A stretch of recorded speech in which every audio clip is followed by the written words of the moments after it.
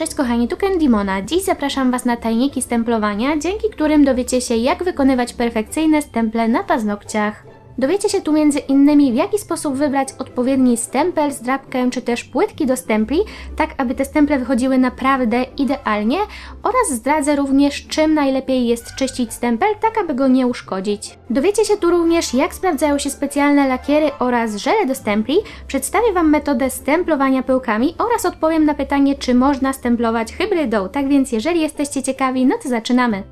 Pierwszą i oczywiście najważniejszą rzeczą, bez której nie da się stemplować paznokci, jest stempel i tutaj zapewne zastanawiacie się, jak wybrać odpowiedni, skoro jest ich tak dużo, mają one różne kształty i rozmiary. Myślę, że warto na początek podzielić sobie stemple na takie dwie podgrupy i tutaj jak widzicie jedna z nich ma gumy kolorowe, a druga przejrzyste. Ja osobiście jestem fanką tej drugiej grupy, ponieważ lubię widzieć, gdzie stempluję i dzięki temu to stemplowanie jest o wiele łatwiejsze. Po prostu nie muszę celować na oko, tylko dokładnie widzę, w którym miejscu stempelek będzie wykonany. Warto również zauważyć, że stemple mają różną twardość i moim zdaniem najlepsze są te mięciusieńkie, ponieważ możemy dosłownie zatopić paznokieć w tym naszym stemplu i jednym ruchem odbić cały wzór. Niestety wciąż zdarzają się takie twarde buble, którymi strasznie ciężko odbija się wzorki, natomiast jest to już coraz rzadsze i coraz mniej jest takich stempli dostępnych na rynku. Całe szczęście! Jeżeli chodzi o stemple z bardzo miękką i lekko klejącą gumą, to mam takich 6, natomiast 2 są mniejszego rozmiaru i szczerze mówiąc nie przypadam za nimi, bo moim zdaniem po prostu kiepsko się z nich korzysta. Nie są tak wygodne jak stemple o większej średnicy. Teraz możecie zobaczyć na zbliżeniu 3 stemple, które są do siebie naprawdę bardzo podobne i wszystkie mają taką mocno klejącą gumę. Powiem Wam szczerze, że pomiędzy nimi nie widzę większej różnicy, natomiast moim hitem w ostatnim czasie stał się podwójny stempel, który otrzymałam ze sklepu Born Pretty, ponieważ on nie dość, że ma właśnie taką bardzo klejącą, mięciusieńką gumę, to w dodatku jest przeźroczysty. Tutaj jak widzicie składa się on z 2 części i po zdjęciu tej dolnej możemy doskonale zobaczyć nasz wzorek i odbijać perfekcyjne stemple. Dodam jeszcze, że do niedawna moimi ulubieńcami były te właśnie 2 maluszki, które również pochodzą z Born Pretty. Te stemple są fajne, dlatego bo są małe, poręczne, no i bardzo dobrze widać przez nie, gdzie odbijamy wzór, natomiast nie mają tak klejącej gumy jak ten podwójny stempel, więc w tym przypadku lakiery, które są trudniejsze, mogą się nie odbijać tak dobrze, natomiast jeżeli będziecie tylko mieli specjalne lakiery do stempli, no to z tymi również nie będzie żadnego problemu. Kolejną rzeczą, na którą warto zwrócić uwagę, jest wybór odpowiedniego skrapera, czyli tak zwanej zdrabki. Najczęściej spotykane są plastikowe zdrabki w formie kart kredytowych, które jak widzicie mogą mieć różne kolory, różną wielkość oraz różną grubość. Ja osobiście wolę te grubości typowych kart kredytowych, ponieważ mam wrażenie, że przy tych cieniuteńkich czasem ten lakier jest za słabo ściągnięty. No i dodam tutaj, że tego typu zdrabki zazwyczaj są dołączane jako gratis przy zakupie stempla, natomiast jeżeli nie posiadacie żadnej zdrabki w domu, no to możecie po prostu skorzystać przykładowo ze starej karty prezentowej. Może się jednak zdarzyć, że do Waszego stempla zostanie dołączona zdrabka tego typu, którą w tej chwili widzicie na ekranie i powiem Wam, że te zdrabki, które są po lewej stronie dla mnie są po prostu kiepskie, natomiast jeżeli chodzi o te po prawej, czyli z metalową końcówką, to naprawdę odradzam ich używanie, ponieważ one okropnie rysują płytki do stempli i taka płytka po kilku razach będzie po prostu do wyrzucenia. A skoro jesteśmy już przy płytkach, to myślę, że warto rozwinąć ten temat i tutaj jak widzicie mam płytki w różnych kształtach oraz rozmiarach, natomiast to, na co moim zdaniem warto zwrócić uwagę, to jest fakt, że same wzorki na płytkach również mogą być różnej wielkości. Ja mam kilka płytek, na których wzory są bardzo duże i bez problemu wystarczą również dziewczynom, które posiadają bardzo długie paznokcie, natomiast niestety niektóre płytki mam również z krótkimi wzorkami i pomimo tego, że niby one są dedykowane na całą płytkę, no to w moim przypadku niestety nie mogę z nich korzystać, bo wyglądałoby to dziwnie, gdybym nie miała stempelka na końcu paznokcia. No i są jeszcze płytki z takimi niewielkimi wzorkami, które można przykładowo odbijać sobie pojedynczo, natomiast wszystko już zależy od tego, jakie płytki najbardziej Wam się podobają, to już jest tylko i wyłącznie Wasz wybór, ale teraz przejdziemy do kolejnej kwestii, która moim zdaniem jest w ogóle najważniejsza, jeżeli chodzi o płytki do stempli i jest to głębokość wyżłobienia. Jeżeli przypadkowo kupicie sobie płytkę, która jest za słabo wyżłobiona, no to może być taki problem, że ten wzór nie będzie chciał się Wam tak dobrze odbijać, jak powinien. Ja tutaj staram się Wam pokazać porównanie pomiędzy płytką naprawdę dobrze wyżłobioną, a taką słabszą, natomiast wiem, że na nagraniu może to być dość słabo widoczne, dlatego teraz posłuchajcie, jak brzmi drapanie tych obu płytek. Myślę, że tutaj od razu usłyszycie, która jest lepiej wyżłobiona i nie będziecie już mieli co do tego wątpliwości.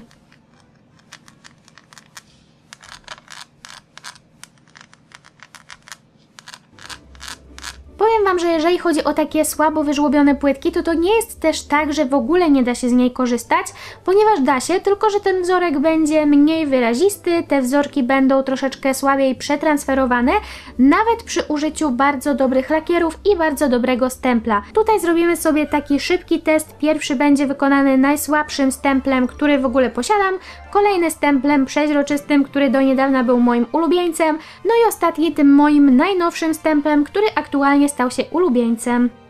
Wzorki, jak widzicie, odbiły się na wszystkich trzech stemplach, natomiast pomimo tego, że używałam specjalnego lakieru do stempli, to ta jakość odbitego wzoru nie jest powalająca i właśnie z tego powodu ja z tej płytki po prostu nie korzystam, no bo jestem już przyzwyczajona do lepszej jakości. Teraz dla porównania zrobię Wam dokładnie na identycznym stempelku. Owszem, ma inny kolor ramki, natomiast to jest dokładnie ten sam stempel z tej samej aukcji od tego samego producenta i tej samej jakości. No i możecie zobaczyć, że różnica jest naprawdę kolosalna. Jeżeli mamy płytkę, która jest dobrze wyżłobiona, to nawet cieniuteńkie linie są o wiele bardziej nasycone i po prostu cały wzór wygląda lepiej. Bardzo istotną informacją jest również to, że kiedy kupujemy sobie płytki do stempli, to one początkowo są zabezpieczone folią ochronną. No i tutaj, jak widzicie, jest akurat folia w kolorze niebieskim, więc bez problemu każdy ją zobaczy i na pewno się jej pozbędzie. Natomiast zdarza się też czasem tak, że folia jest całkowicie przeźroczysta i wtedy naprawdę można jej nie zauważyć. Więc radzę Wam dokładnie sprawdzić, czy na pewno nie ma folii na Waszej płytce do stempli. Możecie delikatnie podrapać sobie paznokciem po tym Waszym stempelku i na pewno, jeżeli folia będzie zdjęta, to od razu poczujecie wyżłobienia. Jeżeli folia będzie na płytce, to wtedy będzie się Wam paznokieć gładko przesuwał po całej powierzchni. Przechodzimy teraz do kolejnej części, w której powiem Wam, w jaki sposób czyścić płytki do stempli oraz sam stempel i powiem Wam, że jest to chyba największy problem osób początkujących, ponieważ zazwyczaj sięgają one po zmywacz do paznokci, natomiast to jest moim zdaniem najgorsze, co można zrobić, ponieważ jest to prosta droga do zniszczenia stempla. Więc teraz się pewnie zastanawiacie, no to w jaki sposób ja mam w takim razie wyczyścić ten stempelek i powiem Wam, że odpowiedź jest naprawdę bardzo prosta, ponieważ trzeba użyć czegoś, co ma powierzchnię klejącą. Jedną z takich bardzo polecanych rzeczy jest rolka do czyszczenia ubrań i teraz możecie zobaczyć, że ta rolka naprawdę dobrze się sprawdza w tej roli, ponieważ faktycznie ładnie ściąga nam ten lakier ze stempla i stempelek jest idealnie czysty, a przy tym się nie niszczy. Natomiast powiem Wam szczerze, że ja nie przepadam za rolkami, ponieważ ciężko jest je przechowywać. One po prostu zbierają mi wszystkie śmieci i dlatego ja jestem zwolenniczką taśmy klejącej. Natomiast ważny jest tutaj rodzaj taśmy i ja nie polecam Wam stosowania taśmy biurowej, ponieważ ona jest zbyt mocna i może zostawiać klej na stemplu. O wiele lepiej tutaj się sprawdzi taśma klejąca malarska, ponieważ ona jest delikatniejsza, nie będzie nam niszczyła stempla, a tak samo dobrze usunie nam lakier ze stempelków. Jeżeli natomiast chodzi o czyszczenie płytek do stempli, to tutaj możecie bez problemu skorzystać ze zmywacza. Może to być zmywacz z acetonem lub bez niego, nie ma to żadnego znaczenia. Po prostu musicie zmyć cały lakier, który znajduje się na płytce. Natomiast jest tutaj kolejny krok, który jest moim zdaniem bardzo ważny i jest to przemycie płytki ponownie przy pomocy cleanera. Polecam wykonywać ten krok, ponieważ w zmywaczach do paznokci bardzo często są różne dodatki nawilżające przykładowo i jeżeli nie przemyjecie cleanerem takiej płytki, no to te dodatki mogą na tej płytce zostać i wtedy ten stempelek nie będzie chciał się Wam odbijać, dlatego warto jest ją jeszcze dodatkowo oczyścić i odtłuścić przy pomocy cleanera. Przyszła teraz pora na wybór lakieru do stemplowania i są oczywiście dostępne na rynku specjalne lakiery do wykonywania stempli. Jednym z takich najbardziej znanych lakierów jest lakier o nazwie Konad. Ja uważam, że on jest naprawdę świetny jakościowo i naprawdę go polecam. Bardzo fajne są również dostępne na AliExpress lakiery o nazwie Katz, które na pewno widzieliście już w niejednym moim filmiku, bo dosyć często z nich korzystam. No i powiem Wam, że mam też bardzo fajne lakiery o nazwie Yaquin An, które kiedyś były na stronie Born Pretty, natomiast od jakiegoś czasu ich nie widzę, więc nie wiem, czy one jeszcze będą dostępne. Poza specjalnymi lakierami do stempli można również skorzystać z lakierów klasycznych, natomiast nie zawsze ten efekt wykonany tego typu lakierami będzie tak samo dobry jak w przypadku lakierów do stempli, dlatego postanowiłam zrobić tutaj taki test i pokazać Wam, jak wygląda taki właśnie zwykły, klasyczny lakier. Moim zdaniem stempelek jest odbity naprawdę dość wyraźnie i powiem Wam, że nie ma tragedii. Myślę, że jeżeli ktoś jest początkujący, to jak najbardziej zadowoli się takim stempelkiem, natomiast jeżeli wykonamy obok stempelek przy pomocy lakieru Konad, który jest właśnie specjalnym lakierem do stempli, to myślę, że od razu zauważycie różnicę, ponieważ Konad jest mocniej napigmentowany i ten kolor jest o wiele głębszy, więc ten stempelek jest po prostu bardziej wyraźny, no i wygląda lepiej. I jeszcze jako trzeci dorzucę Wam stempelek wykonany lakierem Cats, który również służy do stemplowania. A teraz wykonamy jeszcze jeden stempelek przy pomocy zwykłego lakieru, tym razem przy pomocy lakieru z Golden Rose Rich Color, który jest ogólnie bardzo dobrze napigmentowany, więc może się sprawdzać fajnie. Natomiast chciałam właśnie, żebyście zauważyli, że niektóre lakiery o wiele za szybko zasychają i przez to ciężko jest odbić stempelek. Może się zdarzyć właśnie tak jak w tym przypadku, że stempel nie będzie chciał zejść ze stempla, tylko już na nim zostanie. I to jest właśnie kwestia samego lakieru. Oczywiście jeżeli się bardzo postaracie i bardzo szybko wykonacie stempel, no to może Wam się to udać. I tutaj dopiero za trzecim razem wyszedł mi ten stempelek przy pomocy lakieru Golden Rose, natomiast nie jest to tak łatwe jak w przypadku innych lakierów. Bardzo często dostaję też na swoim kanale pytania o to, czy można stemplować hybrydą, więc postanowiłam rozwiać te Wasze wątpliwości raz na zawsze. No i odpowiadam, że niestety, ale stemplować hybrydą się nie da, ponieważ hybryda ma takie właściwości, że ma się samopoziomować. Więc ona nigdy nie będzie utrzymywała kształtu tego naszego stempelka i będzie się działo tak jak właśnie tutaj, czyli po prostu ten lakier nam się rozpłynie i nie będzie wyraźny. Więc ostatecznie odpowiadam, że taką typową hybrydą nie da się stemplować. Niedawno na rynku pojawiły się natomiast specjalne żele do stemplowania i powiem Wam, że naprawdę bardzo się ucieszyłam, kiedy zobaczyłam, że są one już teraz dostępne również na AliExpress, więc postanowiłam jak najprędzej wypróbować sobie właśnie taki specjalny żel do stemplowania z marki Rosalind. No i możecie teraz zobaczyć, że żel stempluje całkiem nieźle. Nie jest to co prawda wyrazistość taka jak w przypadku zwykłych lakierów do stempli. Mam wrażenie, że delikatnie ten żel się jednak rozmywa i powiem Wam, że ja próbowałam oczywiście kilkukrotnie różnymi stemplami na różne sposoby stemplować tym żelem, ale za każdym razem coś było nie tak. Bardzo trzeba tutaj uważać na to, żeby dokładnie zdjąć nadmiar produktu, ponieważ jeżeli tego nie zrobimy, no to po prostu będziemy mieć smugi na tym naszym obrazku, a tego byśmy nie chcieli, więc jeżeli chodzi o moje odczucia, to powiem Wam, że jest to ciekawy produkt, natomiast ja nie jestem do niego w 100% przekonana i uważam, że lakiery do stempli takie klasyczne sprawdzają się lepiej, bo po prostu nie trzeba aż tak uważać przy przenoszeniu tego wzorka. Oczywiście wiadomo, że trzeba przy lakierach klasycznych dojść do wprawy, bo one mogą nam zastygać zbyt szybko, ale jeżeli już opanujecie technikę, no to na pewno nie będziecie mieli z nimi problemu, a tutaj no nie wiem jeszcze, zobaczymy, będę testowała i jeżeli uda mi się opracować jakąś fajną metodę, no to na pewno dam Wam znać.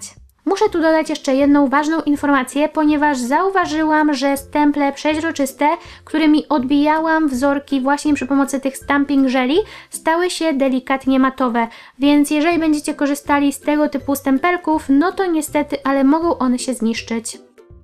Jest natomiast jedna bardzo ciekawa alternatywna metoda odbijania stempelków i jest to stemplowanie pyłkami. Moim zdaniem ta metoda jest naprawdę bardzo fajna, ponieważ po pierwsze, kiedy stemplujemy pyłkami, nie musimy się spieszyć.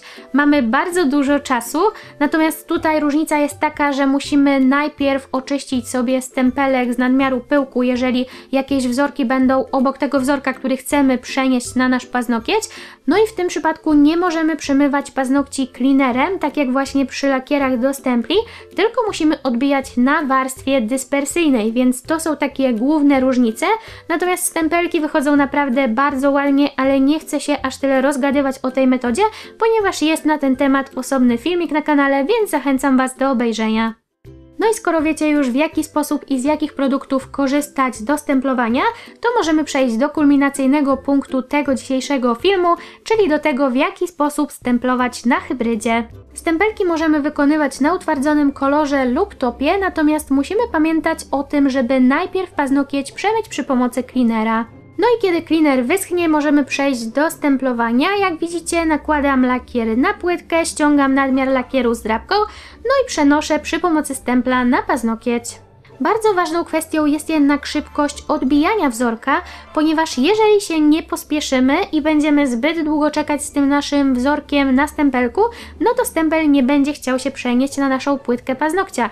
Więc jeżeli widzicie, że wzorek wygląda bardzo dobrze na stemplu, ale nie chce Wam się przenieść na paznokieć, no to musicie poćwiczyć nad szybkością stemplowania, ponieważ w tym właśnie tkwi Wasz problem.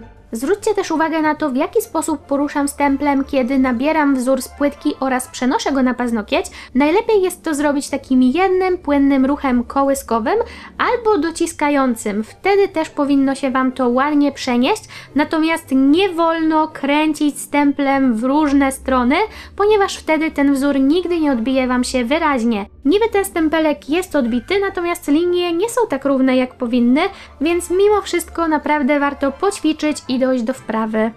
Kiedy jesteśmy już zadowoleni ze swojego stempelka i chcemy go utrwalić, musimy nałożyć top hybrydowy i utwardzić całość w lampie. Następnie możemy sięgnąć po bezacetonowy zmywacz do paznokci, przy pomocy którego przemywamy płytkę paznokcia oraz okolice skórek. Możecie teraz zobaczyć, że lakier, który znajdował się na skórkach, zostaje wytarty, natomiast wzorek na paznokciu jest bezpieczny, ponieważ został pokryty topem. Polecam jednak dla pewności nałożyć 2 warstwy topu, ponieważ jeżeli zostanie on nałożony niedokładnie, no to wtedy wzorek może Wam się wytrzeć również z paznokcia. Jeżeli jednak zdecydujecie się na wykonanie mniejszego stempelka, który nie pokrywa całej płytki paznokcia, to może się zdarzyć, tak jak w tym przypadku, że na płytce pojawi się również jakiś fragment stempelka, którego nie chcemy tam mieć i w takiej sytuacji ja sięgam po patyczek kosmetyczny nasączony w zmywaczu do paznokci i po prostu zmywam ten zbędny fragment, a następnie przemywam drugą stroną patyczka, tym razem nasączoną w cleanerze. Na koniec pokrywam topem, utwardzam w lampie, no i gotowe. Teraz wiecie już, jak perfekcyjnie stemplować paznokcie, ale chciałabym poruszyć jeszcze kwestię pewnego mitu i chodzi o to, że dziewczyny polecają zmatowienie stempla przed skorzystaniem z niego i powiem Wam, że to jest ogromny błąd, ponieważ wszystkie nowe stemple mają w tej chwili mięciutkie, klejące gumy i jeżeli zmatowicie taki stempel, no to zniszczycie jego właściwości. I ja rozumiem, że kiedyś, kiedy były takie stare stemple z twardymi gumami, może to jeszcze miało jakikolwiek sens, ale jeżeli macie nowy stempel, no to naprawdę odradzam Wam tego typu praktyki, bo możecie ten stempel sobie zniszczyć. Na sam koniec postanowiłam się jeszcze z Wami podzielić patentem na przechowywanie płytek i jest nim taki właśnie organizer. Jak widzicie, mieszczą się w nim płytki w różnych kształtach, mogą to być okrągłe, ośmiokątne, kwadratowe oraz prostokątne. Moim zdaniem to jest naprawdę świetna sprawa, ponieważ wszystkie płytki tutaj sobie trzymam i mam je w jednym miejscu. Minusem tego organizera jest natomiast to, że te folie nie są w 100% przeźroczyste, więc kiedy wkładamy płytkę, no to troszkę słabiej widać wzory niż wtedy, kiedy płytka jest wyjęta, ale moim zdaniem nie jest to jakiś szczególny problem. No i zwrócę jeszcze uwagę na to, że nie wszystkie płytki będą nam do takich organizerów pasowały. Ten organizer został przygotowany pod płytki uniwersalne, których jest najwięcej na rynku, natomiast wiadomo, że niektórzy producenci wolą sobie zrobić inny rozmiar, no i wtedy może nam się taka płytka nie mieścić do organizera, natomiast mimo wszystko ja uważam, że to jest świetna sprawa i dlatego Wam również polecam. Myślę, że w tym momencie powiedziałam Wam o wszystkich ważnych rzeczach dotyczących stemplowania. Jeżeli filmik się Wam spodoba i będzie dla Was pomocny, to zostawcie łapkę w górę. No i na dzisiaj to już będzie wszystko, tak więc do zobaczenia w następnym filmiku. Pa, pa!